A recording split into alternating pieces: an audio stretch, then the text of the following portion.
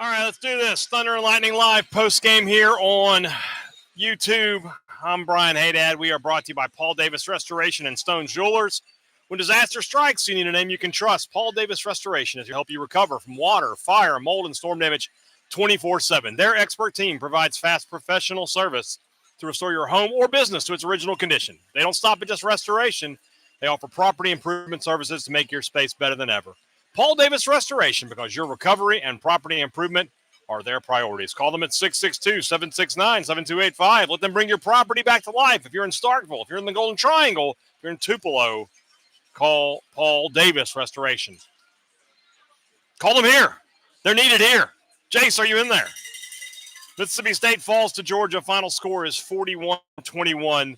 A game where, could not have started off a whole lot better for Mississippi State. An incredible opening drive. They moved the ball right down the field. Hold Georgia to a field goal. Next drive, Georgia comes back. State gets a turnover, and you're thinking maybe it's going to be their day. But they just got pushed up and down the field. And I see somebody, Justin Arnold, talking about getting pushed and whipped all over the field. Guys, first off, I'm going to go back and delete Friday's Thunder and Lightning and Sports Talk Mississippi. I want there to be no evidence that I said that State was going to win this game. What was I thinking? Georgia's just a better team at 1 through 85, basically. State might have a couple guys on the roster that could play for Georgia. Not a lot that could start for them. They're just better, and they showed it off today. Now, let's make it clear that Mississippi State did not help themselves in any way, shape, or form. They made terrible mistakes. They had penalties. They just played poorly, and all in all, did not play good enough to win. They had to play their best day, and they didn't. But on top of that, Georgia played really, really well. We're already having these arguments in the chat. Let's just get right to the biggest piece of news for the day. Blake Shapen had to leave the game with an apparent injury. Came back out of the locker room, but Kamario Taylor took over from there. Taylor on the day, 6 of 10 passing, 87 yards, 12 carries, 53 yards, 3 touchdowns for the young freshman. I think it's time, guys. I think we've reached that point where it's time. It's time to make the change. Shapen played really well on that first drive. He was 4 for 4, made a couple of plays here and there. But I just feel at this point in the season, you've got a couple games left. Here's the truth of this matter. Whether State wins, the bowl game would be great. And it'd be awesome to get the extra practices in. It would make you feel better. But at this point, I would just hand the reins over to Kamario Taylor and move forward. First off, he just gives you something that Shapen can't, and that's the running ability. That when a play breaks down, he can make things happen with his feet. Blake Shapen can't do that. But secondly, he just appears to be a little bit more confident in what he's doing. I feel like even when he misses the pass, he's throwing to the right guy. He's throwing to a guy who's open. He's not making the same kind of mistakes that Shapen makes from time to time. And I would rather, at the end of the day, run a less complicated version of the offense to suit what Kamario Taylor can do. And, maybe it's, you don't have the whole playbook, but who cares if you're moving the football? Whereas, as opposed to, we've got the whole playbook available to us. Great. You're not able to move the football on there. So the running game has been disappointing Sam Sharma. I mean, it was not great today. That's 2 games in a row. Bothwell, 9 carries, 44 yards. Booth, 11 for 38. So was that combined 20 for 82 yards? Not good enough. Not good enough. Again, State with 150 yards rushing on the day, but 50 of that comes from Kamario Taylor. State gives up 3 sacks on the day. I thought it was 4. That's a team. Georgia came in with only 8 sacks, as we talked about quite a few times across the week. They were able to pressure Shapen pretty relentlessly throughout the game. At the end of the day, if you can shake this loss off, it's not that big a deal. But it's about shaking it off. O-line and Shapen are the problems. The O-line just needs a complete overhaul in the transfer portal. There's just no getting around that fact. State's biggest concern, it's State's biggest spending area in the upcoming transfer portal is going to have to be at the offensive line. And obviously losing Albert Reese doesn't help you, but he's not the he's not, he shouldn't be this important. You should just be better 1 through 5, left to right on the offensive line. So that's where State's going to have to put a ton of money into the transfer portal. You're going to want to go out and get a guy to replace Thompson, but I feel like with the way State has coached receivers and showcase receivers the past couple of years, that shouldn't be a huge issue to do that. You're going to want to go get a couple of defensive difference makers, edge rushers and defensive linemen. But O-line is where you got to spend your big bucks if you're Mississippi State. Defensively for State, they just couldn't get stops. They allowed 303 yards rushing, 264 yards passing. This is really the first time all year to me that Mississippi State's defense looked like last year's defense. But I don't think that was as anything more than Georgia's just so much more talented than Mississippi State. But they couldn't get stops.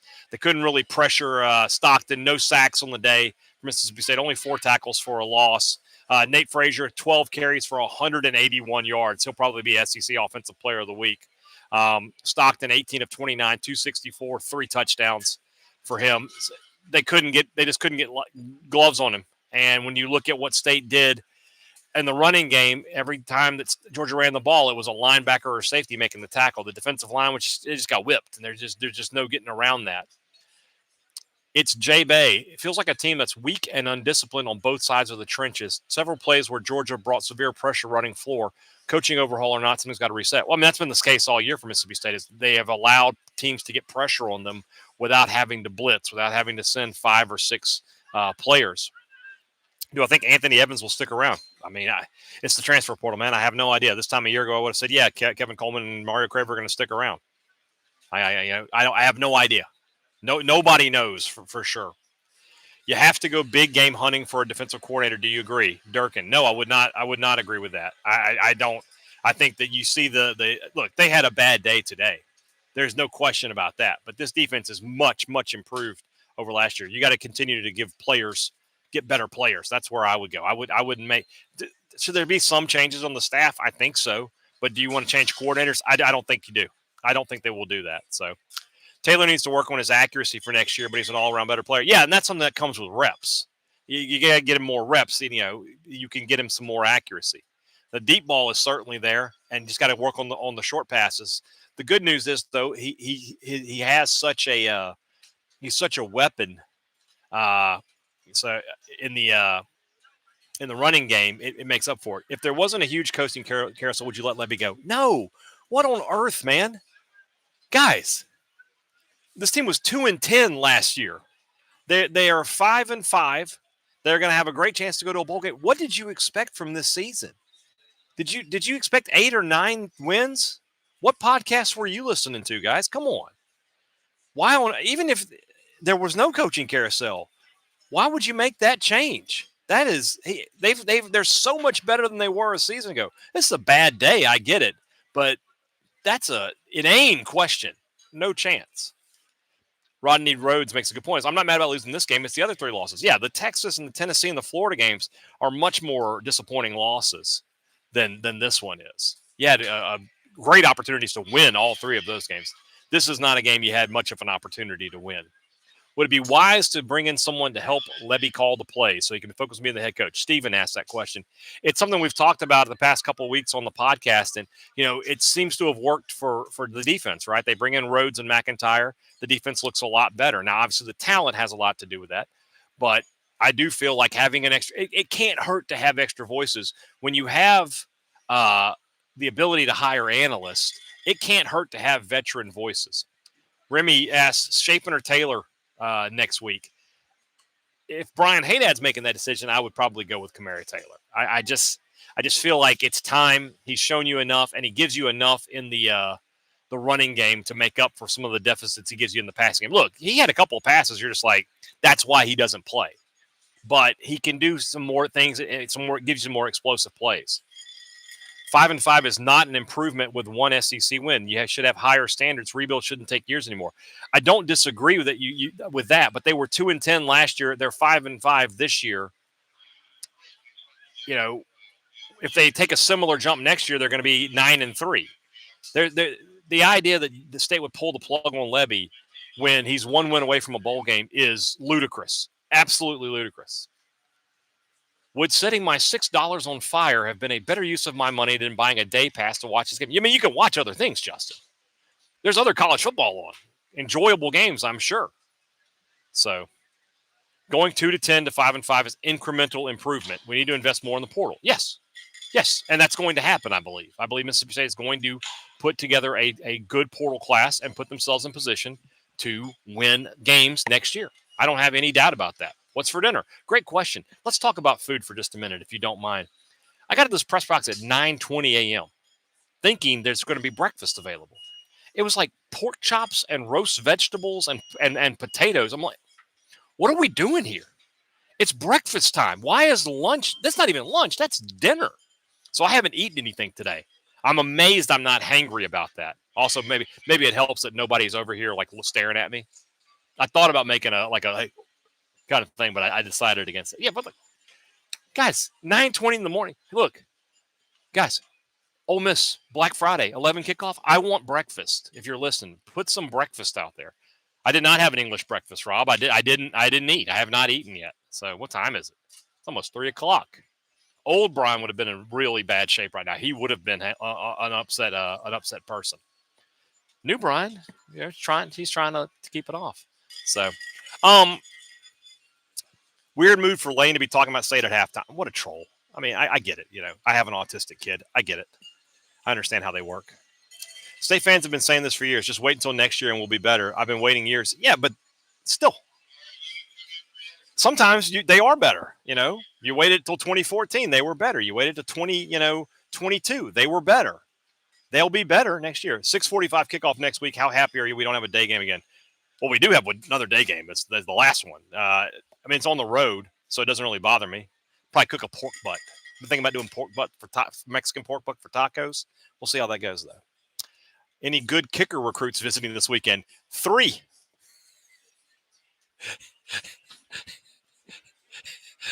I'm not going to go into all that. We can beat Missouri and Ole Miss. That's the thing about this.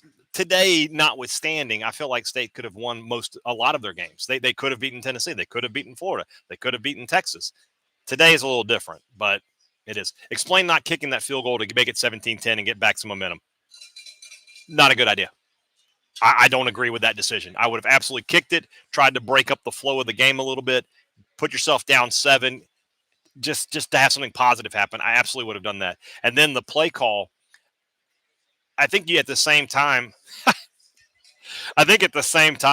you can look at that play call and say he's short of the first down. You do have to kind of expect if Bothwell catches, he can make one guy miss. If he does that, he's going to get the first down. But at the same time, State today, I think, had 3 or 4 passes complete on third down, just short of the sticks. Like, what are you doing? Did Indiana win? I see Robert Mullen saying it was a wild finish. Did they win? I know they were losing. That was Borky's lock of the week, so I'm going to assume they did not cover. What's going on here, chat? Yes, they did win. Wow, they were down. Oh, well. So much for that. Let's do our Diamond of the Game, brought to you by our friends over at Stone's Jewelers. Since 1976, Stone's Jewelry has been the trusted name for exquisite, one-of-a-kind pieces. Whether it's a stunning engagement ring, a timeless watch, or a custom-designed necklace, their expert jewelers will help you find something as unique as the person you're celebrating. Stop by and see their beautiful collection at 709 West Main Street. That's Stone's Jewelry, downtown Tupelo. You'll find the perfect piece to make any moment special. When you think of jewelry, think of Stone's. We had an engagement here today. Somebody did the maroon. So the guy's doing the maroon memory, and he's down there with his girlfriend. He's got his arm around her. His hand's in his pocket, and I just looked over at Robbie, and I was just like, he's about to propose. He's got his hand on the ring, and sure enough, there it is. So congrats to him. Hope he got his ring at Stone's Jewelry. I guess I'm going to go with Camario. Defensively, nobody really stands out, and then they give up 500 yards. Yeah, Camario Taylor can be our diamond of the game. 3 touchdowns rushing in this game. He scored all of State's touchdowns.